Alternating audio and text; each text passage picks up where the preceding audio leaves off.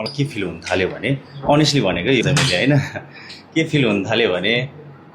त्यो क्यारेक्टरको साइडबाट हेर्दाखेरि चाहिँ मलाई कति कुराहरू हुन्छ नि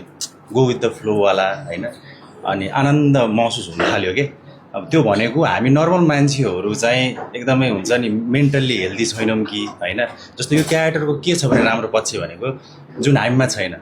जुन यो क्यारेक्टरले ब्याक एन्ड फोर्थ अगाडि पछाडिको धेरै कुराहरू सोच्दैन कि प्रेजेन्ट टाइम बाँचिराख्ने क्यारेक्टर हो कि यो होइन जस्तो हामीहरू बाँच्दैनौँ नि त हामीहरू त एकछिन यहाँ बसिरहेको हुन्छौँ दिमाग भोलिको दिनमा हुन्छ पर्सिको दिनमा हुन्छ होइन अनि खुसी हुँदैन मेन कुरा होइन अनि लाइफमा मान्छेहरू गोल भनेकै नै खुसी त हुने होइन तपाईँ हाम्रो सबैको खुसी हो तर